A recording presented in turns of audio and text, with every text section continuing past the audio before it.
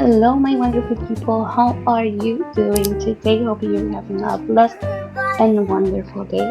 Today's video will shed some light on the not so joyful, not so productive, not so cheerful days. The days that are harder than others, as you see here. This was one of those days, and on those days, I quite literally go to the feet of Jesus. I do it often to remind me who I have to run to, who I have to go to.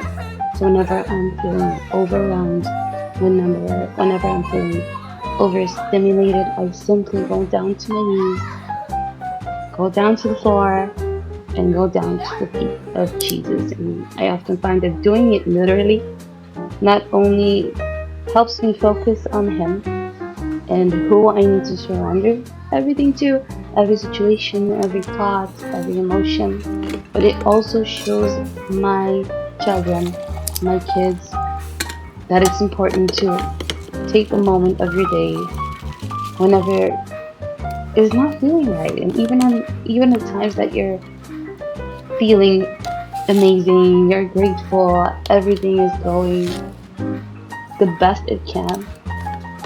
It's also important to go to the feet of Jesus. Thank Him for everything He's done. Thank Him for everything He's doing, and He will keep doing because He is faithful, He is great, He is amazing. So, let's talk a little bit more about that and the overwhelmed, overstimulated days. As you can see, I have 3 little ones. The big ones are not today with us, they are with their mama. But as you can see, the little ones are ages 5 and 3. The twins are 3. They are turning 4 in May, so they still have some time to go before they turn 4. And I can definitely tell the difference. I remember with Pia, the 5-year-old, I remember that he did grow up quite quickly from the transition to 3 to 4. He did start preschool, and you can definitely notice a difference in how he's getting big. So he's always been quite independent for a little one, but you can see that he has a lot more conscience. He's much more aware of everything, and he is very kind, very considerate. But that, of course, is not my doing. That's Jesus' doing, because I asked him to help on how to guide them. But the little ones are the twins. They are a handful for sure, and the 5-year-old is helping a lot with them. Also in teaching them manners and teaching them to apologize, not to hit, even though they love doing that. Of course, they were not taught that. But it's all in taking place day by day. Like the scripture says. I don't have it here with me, but I put it on the screen. Like the scripture says, today has enough worries of its own, so do not worry for tomorrow. It literally reminds us to take each day by day. Now, on this day, I did not do any extra cleaning, except I did do the bathroom.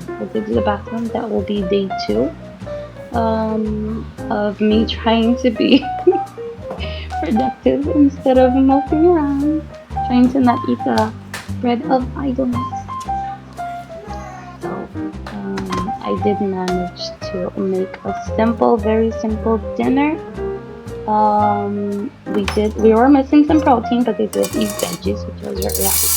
So it was simple rice and potatoes with seasoning, only garlic and parsley, and then green beans from Canada.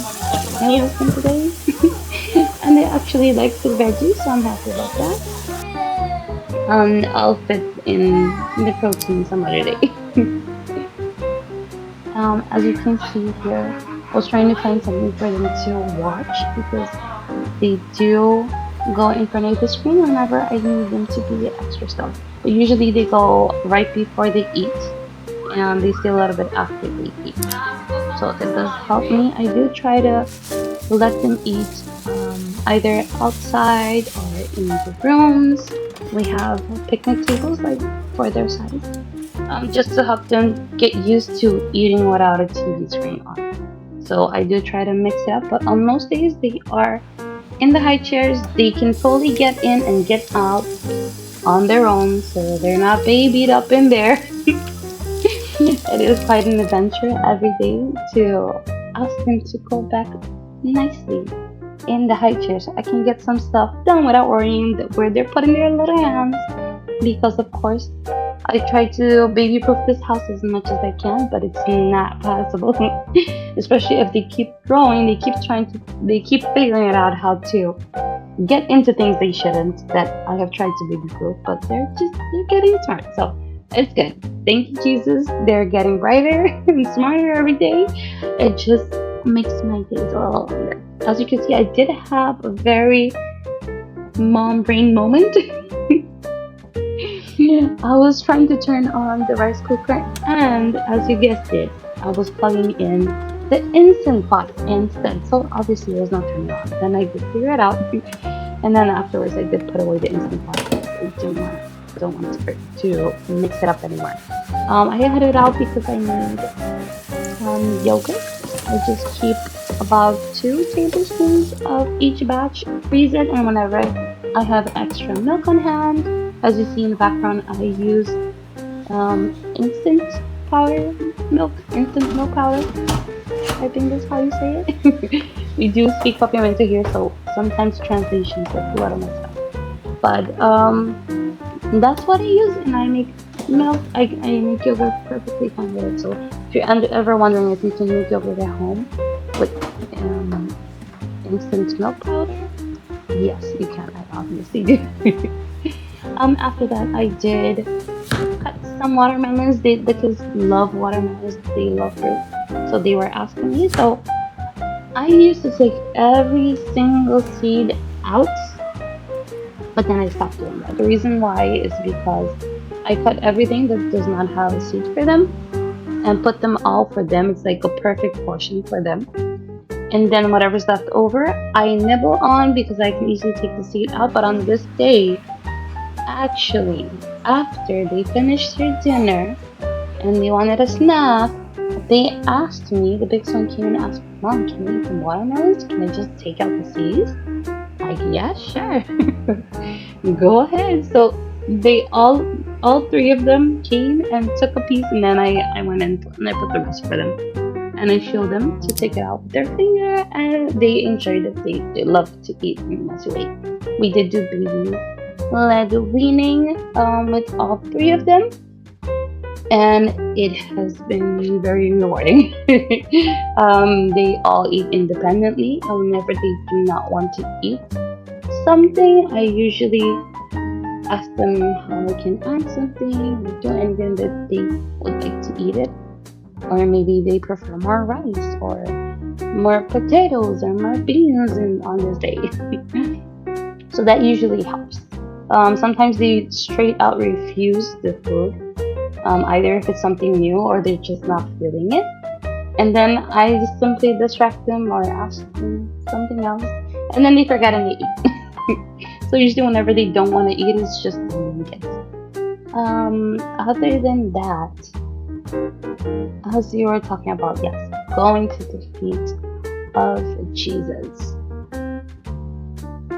On days that are very heavy, it's very important to remember where your identity lies, in who your identity lies, and that is in Jesus. We can read about that in Ephesians 1. We can read about our identity in Him, but I'm sure there are a lot more verses, many more verses, that we can see who we are in Him, who we are in Christ, as daughters of God, as mamas, our ministry at home. But it's important to remember, as I'm sure I've mentioned many times, our ministry at home is the most important, but that does not mean that our ministry outside of the home is any less important in the way that, in the sense that we do need to work for the kingdom. We are meant to get more souls and make more disciples for the kingdom so we can all go and spend eternity with Him, ultimate goal is to get as many of his lost children, orphans, as many of them to the Father, because that's all he wants, is for all of his lost children to be adopted and spend eternity with him. That's the whole reason that Jesus went on the cross. So I often find that is very motivating. Not simply the mindset of going to heaven. I don't believe in the ticket to heaven mindset. But I mean, how beautiful is it? How beautiful is it to think that someone loved you so much that they sacrificed their son just to be able to spend their life with you. In joy, in praise. How amazing is that? How amazing is that? Sometimes I just can't get over it. Because many people think, yes, heaven is going to be awesome. Yes, it is, but he loved you so much, he wanted you there. It is ultimately our decision. So be mindful every day, because we do live a life full of grace. We are not bound by our sins, but that doesn't mean that we get to walk in iniquity. Iniquity is one of the biggest problems that we have, because it takes us sometimes to realize that we have fallen into iniquity. And what are you going to do when you notice that you have? Are you going to keep living that life, or are you going to repent? Are you going to repent and go straight back to the Father? So I encourage all of you mamas on the days that are tougher. As you can see today, Pierre went a little bit later. We chatted. We had some fun. He wanted to record, as you saw me doing. But I do want to encourage you mamas. Enjoy the ministry you have at home. Work on the ministry outside of your home. But when you feel burdened, when you feel heavy, just go to the feet of Jesus. Like, quite literally, go down on your knees, bow down, and go to his feet. There's nothing stopping you from doing that. And it's an amazing way to show your kids who you run to when it gets too much to bear. I love you guys, and I'll see you next time. This was a short one, but hopefully a sweet one. See you later. Bye. Blessings.